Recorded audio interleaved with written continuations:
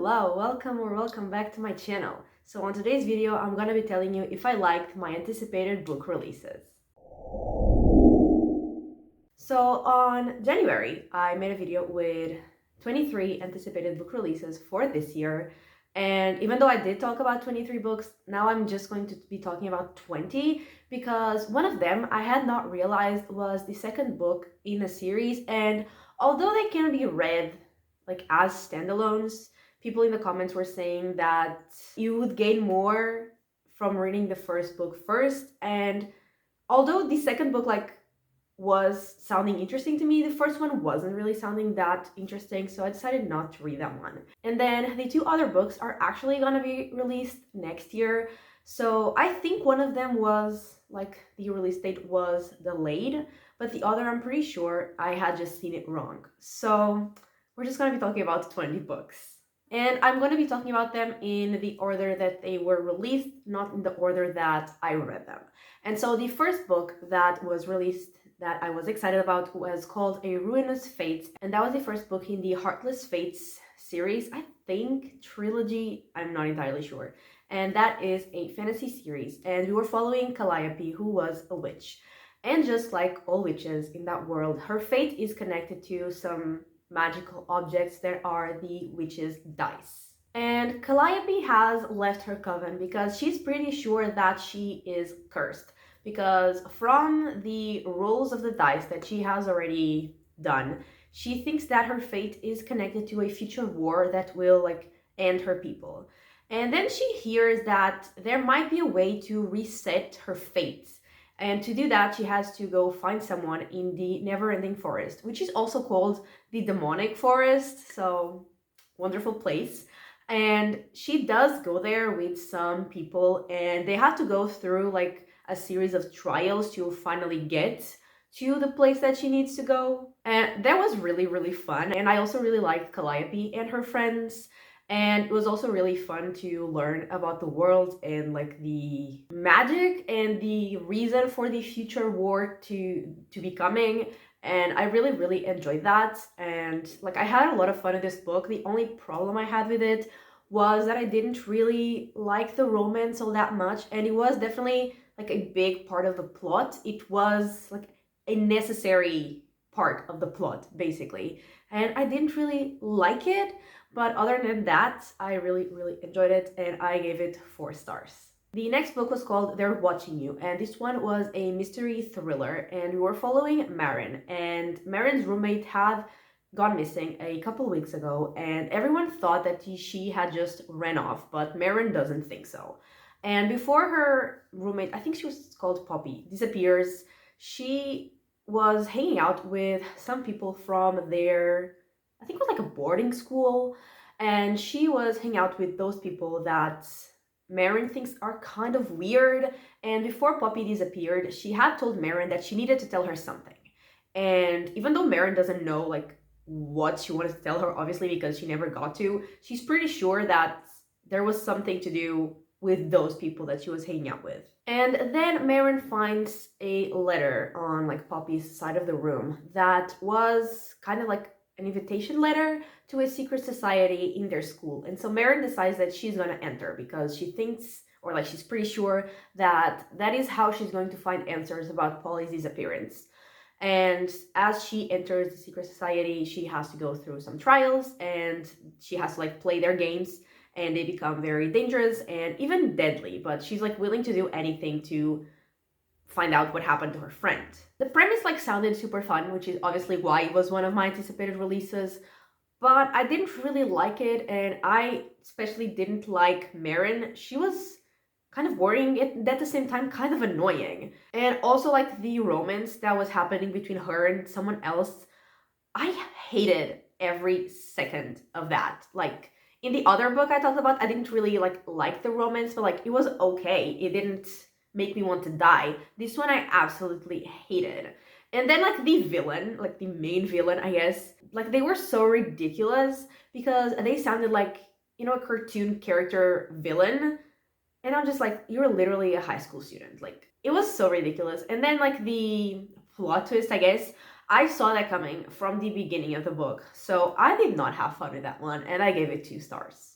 The next book was Lost in the Moment and Found, and this was book 8 in the Wayward Children series, which is fantasy. And in this series, we follow different children who go through magical doors to other worlds, and then some of them like come back, and we have to see them adjust to getting back to this not magical world, and others we get to see like exploring those other worlds. And in this book specifically, we were following Antoinette, and she got to the shop where the lost things go, something like that. And that is basically like what the name says, is a shop where things that people lose, like they end up there.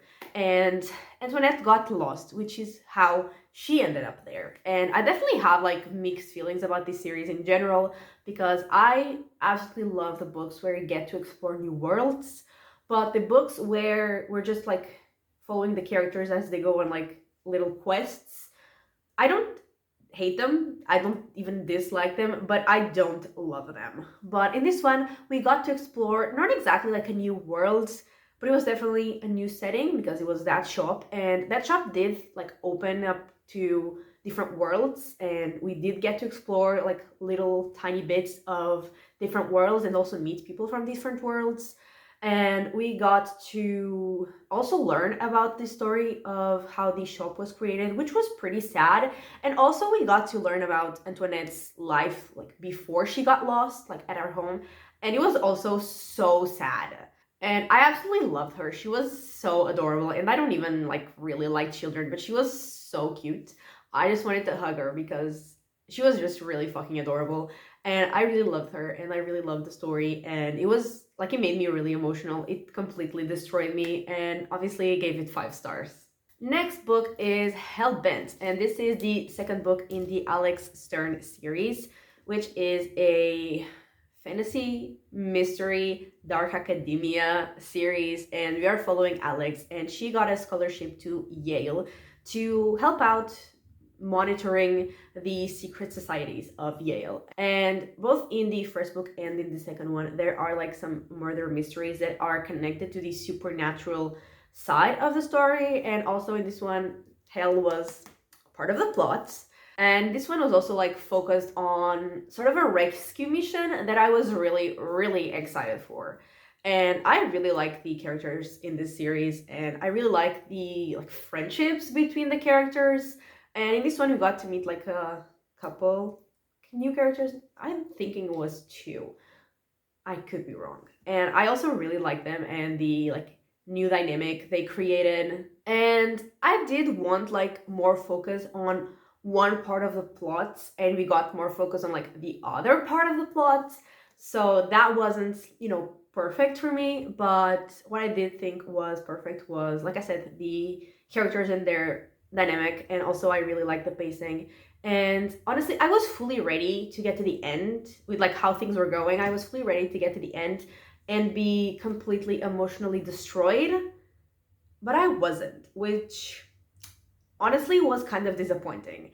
And I still really, really enjoyed the book, but not as much as the first one, and I give it 4 stars. So the next book was City of Nightmares, and this was the first book in a fantasy series that is also called City of Nightmares. And we are following Ness, and in her world, if you dream, you wake up as your worst nightmare.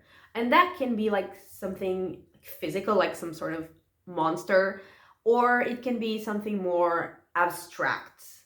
And so like you can still look like yourself, but be different. And even like if you turn physically into a monster, it doesn't mean that you lose your humanity, or it doesn't necessarily mean that you lose your humanity. You might still be able to keep it, or you might not. And basically that has happened to Nessa's sister. She has become a nightmare. It's what they call people who become their worst nightmares. And she is also working with an organization that is sort of like a cult, and they eliminate the most dangerous nightmares. And Ness is like getting involved with that. And that was like the premise of the book, which I thought was strange but very interesting, intriguing. But then that is not exactly like what the book was about. I mean, that was definitely part of the plot, but the main plot was that there was like an explosion, an assassination attempt at the beginning of the book. And then Ness was trying to figure out like that was about, like who were the targets exactly, how she was connected to that. And I didn't love it. I was honestly like pretty bored and I didn't really like Ness, and once again did not like the romance at all.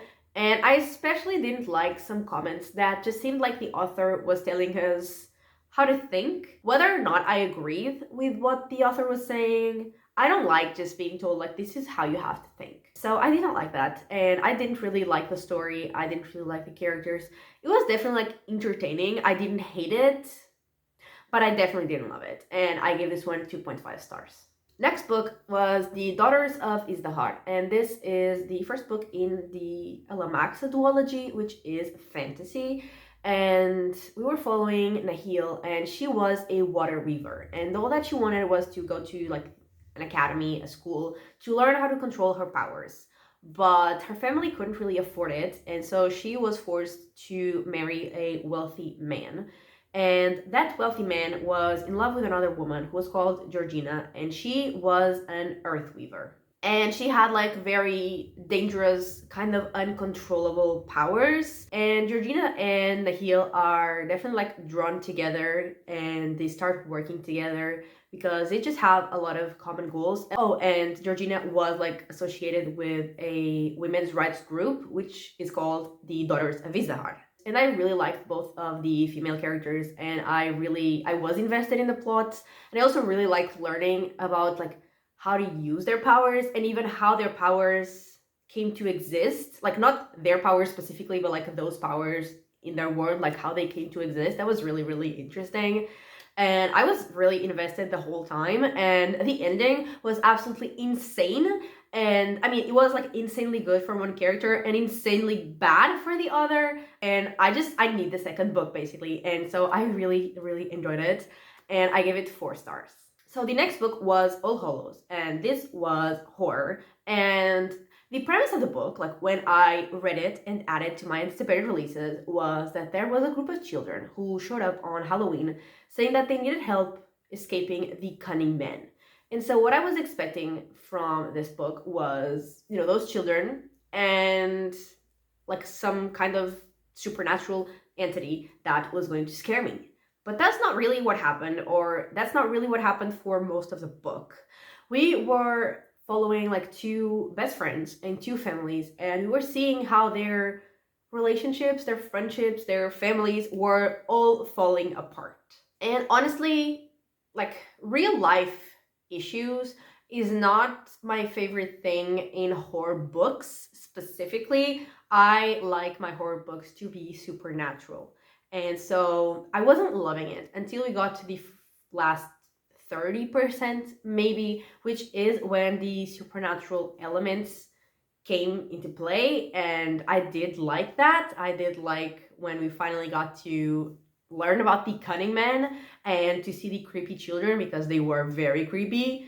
I did really like that part. And I mean, I do have to say that I did kind of care about those characters' lives, but it was still not like my favorite kind of horror, but it was still fun, and especially like the end I did have a lot of fun with, and I gave this one 3.5 stars. Next book was episode 13, and this one was also a horror book. And in this one, I mean, it was kind of like a found footage kind of situation, because we had like text messages, we had diary entries, and we had like actual like video footage. And this was like an author compiling, like this was like a book within a book. Basically, this was like a fictional book, and it was like an author compiling all of that media, because people either believe that what happened in that thing was true and like just want to believe it, and other people just want to debunk it. And so he wanted to compile all the information so people would have like a unbiased, just like compilation of things. And so basically this is the lost footage of episode 13 of a like paranormal investigation show, and they were going to investigate the Foundation House, which was a house where, like, some decades ago there had been some scientists investigating like paranormal phenomena and also like paranormal abilities in people, and so they were like experimenting on people, and then suddenly the scientists just disappeared. Like, they left no trace behind, no one knows what happened, and no one has ever like paranormal investigated that house. So they are the first. And we are following 4 people. So we have Matt, who is like the main investigator guy, and he is definitely a believer of the supernatural. Then you have his wife, who I think was called Claire, who is a skeptic. And then we have, I think, 3 other people whose names I do not remember. And it was funny that like Matt got an email or a message or something from the producers of the show saying that they wanted them to focus more on like the elements of the team than on the actual investigation. And I feel like that is what happened in the book. It was more focused on the characters than on the actual haunting. And I didn't really care enough about the characters. I didn't like them enough to, just care about a story about just them or almost just them. And even though they were saying that the house was super creepy, that didn't really translate to me. I wasn't really feeling creeped out. I wasn't feeling scared. And there were like a couple, I mean, actually, I think it was like 3 or 4 moments where, like big haunting things happened, which were cool, but there weren't enough of them. And so, like, it was okay. Once again, it was an entertaining book, but I didn't really love it. And I gave this one 3 stars. Next book is The Drift, and this was a thriller and horror, and we're following 3 different POVs. And so the first one was Hannah, and she had just woken up after an accident. Basically, there was like a group of people who were leaving the boarding school with her, like they were all leaving as a group, and they had an accident. And so when they wake up, they are like stuck in the snow, and there is like someone with a virus around them, and they have no way to escape, because basically in this world there is a virus that turns people kind of into zombies. Not exactly, but it's like the closest I can compare it to like something that is already like known to us.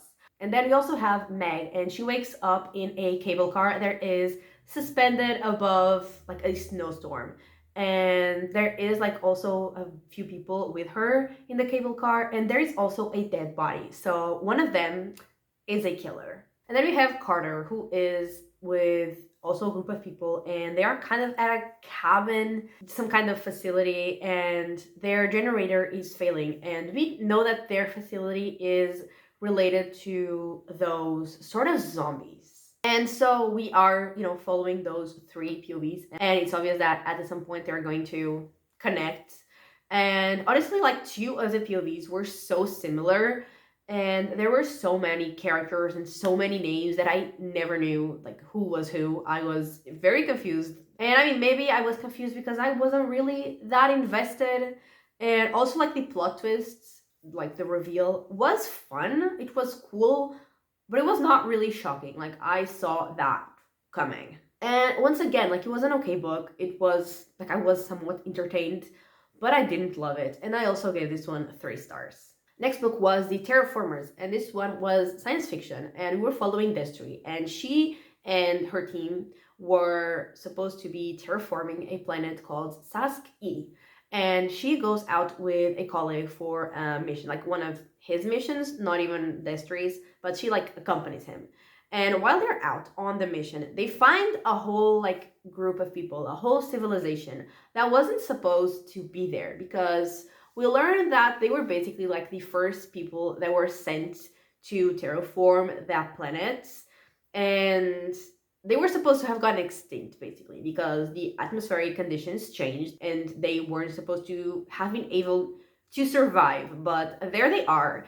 And now Destry and her colleague, they're not entirely sure what to do, if they should just pretend that they didn't see anything, or if they should report to their boss that there is like that whole group of people there. And their decision will definitely have like huge effects on the world. And then there is like a huge time jump, and we see the effects that their decision had on the world.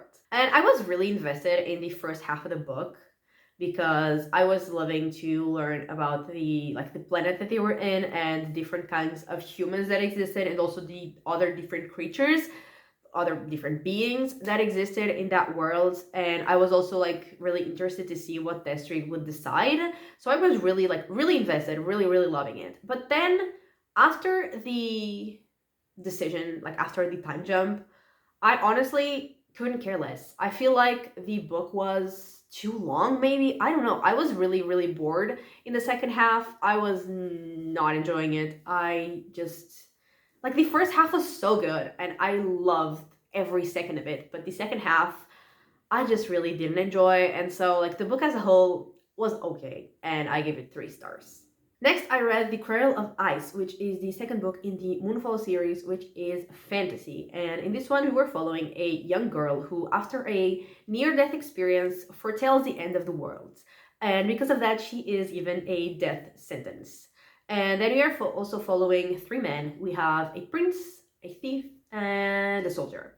And the thief finds like some kind of artifact, which is not just some like object. It is definitely a special artifact, and it has magic, and it's special. And those 4 characters, they come together to try to save the world, obviously. And in the second book, we are still seeing them trying to save the world. And we also learn a lot more about the world in the second book, and we learn about new prophecies and how they connect to the prophecies we already knew, and also to the characters that we already knew. And yeah, I really loved to learn more about the world. And in this one, we were following, like, obviously as well the different POVs, but in a different way than book 1, because they were like grouped together. And I also really liked all of the POVs. I was invested in all of them, was invested in everything that they were doing, and I also really liked all the characters. I mean, the ones that you were supposed to like. And it was really fun, and there was like action scenes that were also really fun. And towards the end, I was definitely scared and worried about all of the characters because they were all in danger, and I was like on the edge of my seats. And the ending was absolutely insane, and yeah, really enjoyed it, and I gave it 4.5 stars. Next book is Where Darkness Blooms, and this one was a horror book. And in the town that the story was set, there were 3 women who had gone missing, and no one seemed to care. No one seemed to even want to investigate. Like, no one just even like acknowledged it, basically, because it's just the usual for that town. And the only people who cared were those women's daughters, and they were trying to find answers. They were trying to find their moms, because they don't even know like if they're dead, because like bodies have never been found, so they don't know if they're dead, if they're alive, like they're just gone. And so the daughters are trying to find out what happened to their moms. Like, for the longest time in this book, we were just following them, like the girls, not even investigating. They were just like living their lives, and I didn't care. And I mean, towards the end, it did like pick up, and the investigation led to some horror discoveries. And I mean, that was cool, but it was also not enough to balance like the whole part of the book that I wasn't caring. And so didn't really like this one. Again, didn't hate it because we did get the cool horror part, but also didn't really like it. And I gave this one 2.5 stars. Next book is A Day of Fallen Night, which is book 0 in the Roots of Chaos series. So this is the prequel of The Priory of the Orange Tree. And this series is just so hard to summarize because there is so much going on. But basically, in this book, we were following mainly 3 women who were from 3 different kingdoms, and they were all trying to avoid their duties, which is fair enough because all of their duties kind of sucked. And in this world, there are also dragons. And I mean, there are different kinds of dragons, and there are different views on the dragons, like depending on what kingdom the characters are from. And there is also like a magical secret society, and there is also like the, big bad force of darkness, of evil thing that is threatening the world, and that's the characters obviously have to fight against. And I really liked all of the characters pretty much, or like really all of the characters in this book, which like there were a lot of them. And I was really invested in the plot, like from the beginning to the end. And there was even like one romance that I really liked, which is shocking because I never like romance, I never care. But there was one here that I did really care about and I did really like. And like, I really enjoyed the book, but because this came after the Priory of the Orange Tree, and I read that one, which is set like hundreds of years after, like I knew how the world was. So like I knew kind of like how things would end up. And that kind of made it not have like such high stakes. And so although I did really, really enjoyed it, I wasn't like, on the edge of my seat, like couldn't wait to find out what happened because I already kind of knew. And yeah, like I did really, really enjoy it, but it wasn't 5 stars for me like the first book was, but it was still 4 stars. Next book was Antimatter Blues, and this was the second book in the Mickey 7 duology, so like the last book, and this was a science fiction. And so in this series, we are following Mickey 7. He's basically the 7th version of a guy called Mickey because in this world, like the exploratory teams, they need someone that they call the expendable, who is the person that does all the like dangerous, deadly tasks. And Mickey signed up to be that person. So basically, every time he would do one of those deadly tasks and he died, they would create like a new him basically. And so we are following the 7th one, and at the beginning of the book he is like on like at the beginning of the first book he is on one of those like dangerous deadly missions, and he is thought to have died. So people back at the ship, they create Mickey 8, but it turns out that Mickey 7 did not die. And so there are 2 Mickeys now basically, which is definitely not allowed. And we see how they navigate that whole situation, and also how they are dealing with having gotten to a new planet. And I really, really, really love Mickey 7. And they, like in this book, in this second book, they are dealing with things they encounter on the planet and also trying to survive with the atmospheric conditions of this planet. And I really, really enjoyed it. There was like a friendship that was formed in this book that I absolutely loved. And it was like action packed. There were always things happening, and I was like on the edge of my seat. Like in this one, I was on the edge of my seat, having to know what would happen in the end. And also the characters in this book are so funny, like in the series are so funny. And also really like how it ended, and had a great time with this book, and I gave it 4.5 stars. Next book was A House with Good Bones, which was horror. And in this one, we're following Sam, and she was going back home to visit her mom. But as soon as she gets there, she sees that things are weird and different because her mom is acting strangely. She's acting like very scared, very anxious, and the house itself is looking strange, is looking very different.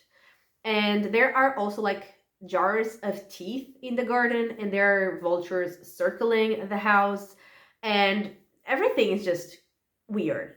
And honestly, like the reason for all of that to be happening, like the reason for the haunting, was pretty obvious from the beginning. Like once you learned the bare minimum about the characters and the house, like it was obvious what the haunting was.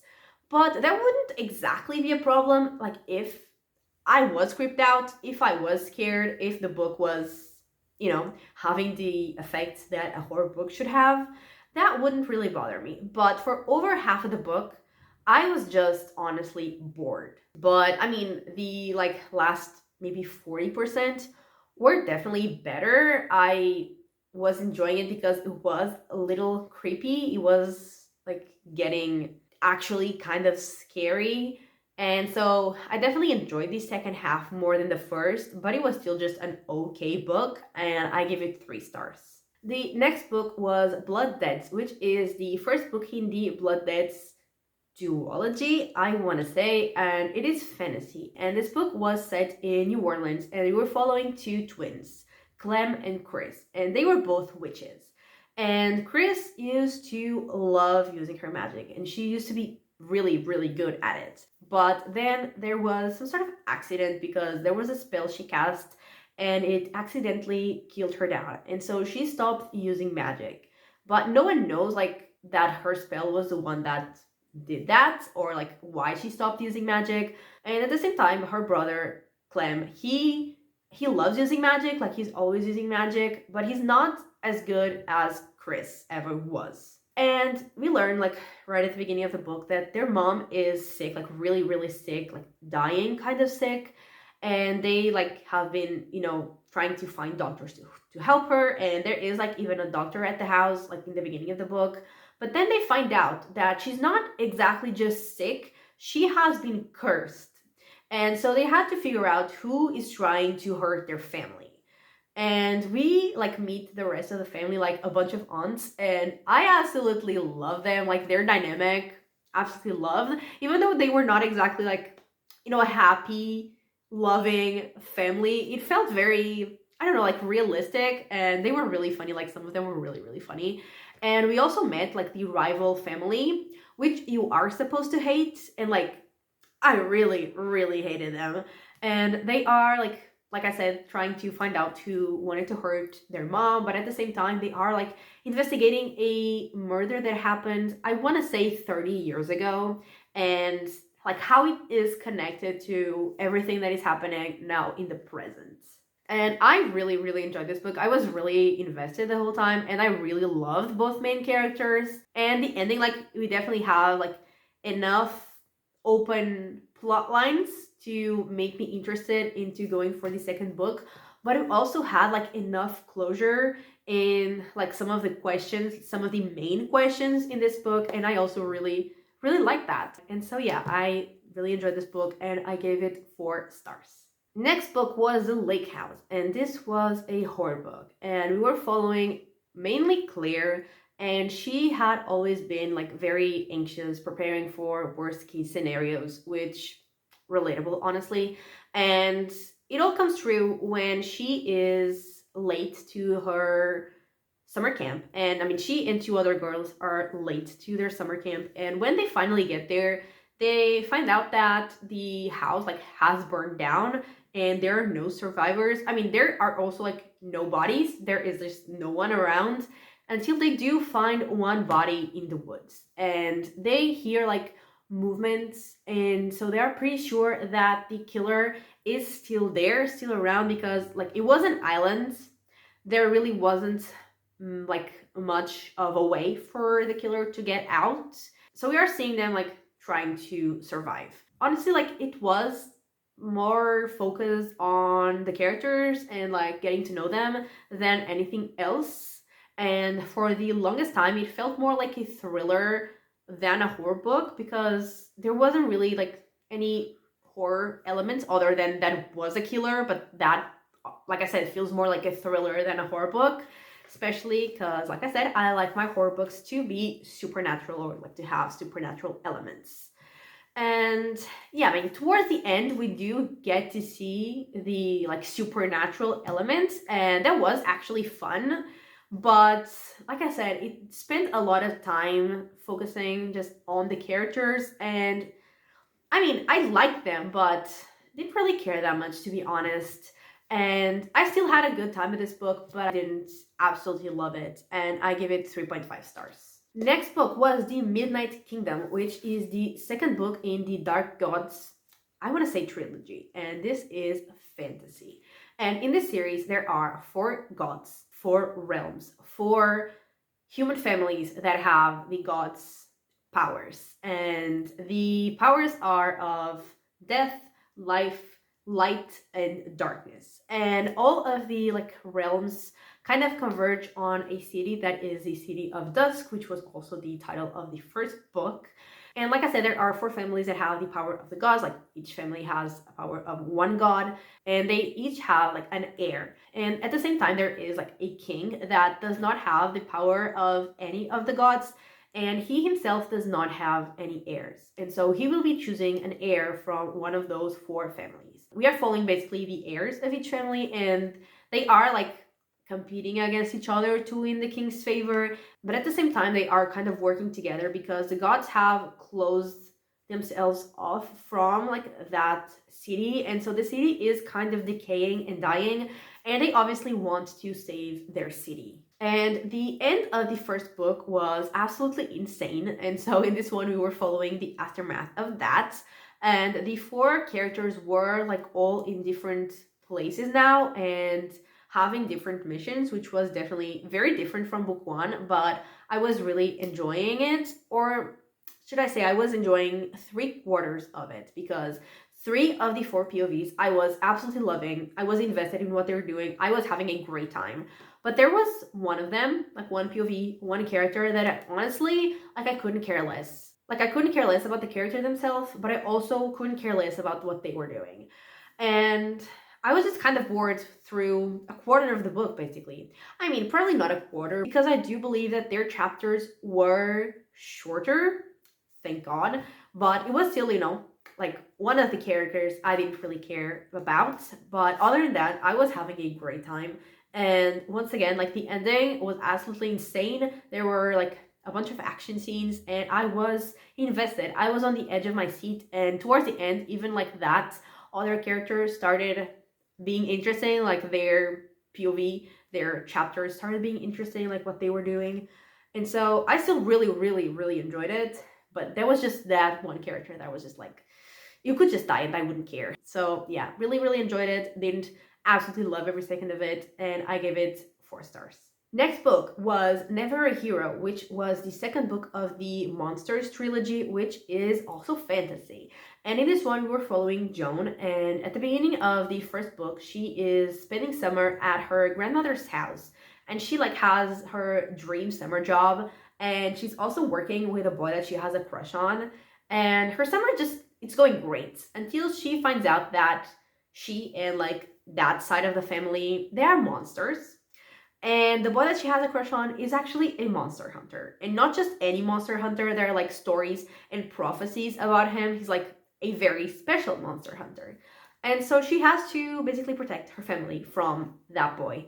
And like the magic that they have, like the fantastical part of the story, is so fun and definitely something I had not seen before. And at the end of the first book, Joan like makes a decision. She does something that like changes a lot. And so in this book, we are seeing the aftermath of that decision and seeing her adapt to the changes that it caused. And in the first like maybe 30% of this book, it was a little slower, and I didn't really know like what the direction of the book, of the plot, was gonna be. But then it got like really good, and we had a clear direction. Definitely did not go like in the direction I was expecting, but I really loved like where it went. And I also really like the main character. She is like, she always tries to do the right thing, even though sometimes it's literally impossible. But I really, really liked her. And there was also like a crazy reveal, or at least it was crazy to me, in this book, and I really love that. And like the ending, absolutely insane. Like, need the third book ASAP. And I really loved it. I had a great time, and I gave it 4.5 stars. And then finally, our 20th and last book was System Collapse, which is the 7th book in the Murderbot Diaries series, which is science fiction. And so in the world of this book, every exploratory team is assigned an android for security. And we are following one of those androids who calls itself Murderbot, which we do like during the series learn why it calls itself that.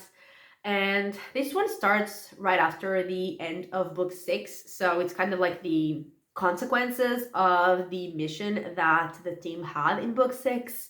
And at the same time, they have to deal with some unexpected, kind of unwanted people. And also Murderbot is kind of malfunctioning, which obviously not good. And I mean, the missions are always fun, but the best thing about this series is Murderbot and its personality and its changing relationship with humans. Because when the series started, Murderbot didn't really like humans, didn't trust humans, because honestly, like, it had reasons to be that way. And now it doesn't love all humans, which fair enough, neither do I, but it like loves the humans that it lives with, like it's humans basically. And it just, I love it so much because Murderbot is just so relatable and like he's so cute. And so, like I said, the best thing about the series for me, and I feel like for most people whose reviews I've seen, is Murderbot and its personality. But this book is definitely one of my favorites in the series because the plot itself was also really, really good. And I was really invested the whole time. And I really enjoyed it. And I gave it 4.5 stars. And so, from the 20 books that I had anticipated, I had one 2-star book, I had two 2.5-star books, I had four 3-star books, I had two 3.5-star books, I had six 4-star books, I had four 4.5 books, and I had one 5-star book. So to answer the question of whether I liked my anticipated releases, I would say that I did, because there were only 3 books that I didn't really like, and then there were 6 that were like okay, and then 11 of them I really enjoyed. So yeah, I would definitely say that I did like my anticipated releases, and I kind of know myself and can anticipate what I will like. Not fully, but you know, mostly. And so that is everything for this video, and I have been talking for a very, very long time, so I'm going to shut up and let you go. And yeah, thank you so much for watching. I really hope that you have enjoyed it, and if you did, give it a like and subscribe, and I will talk to you next time. Bye!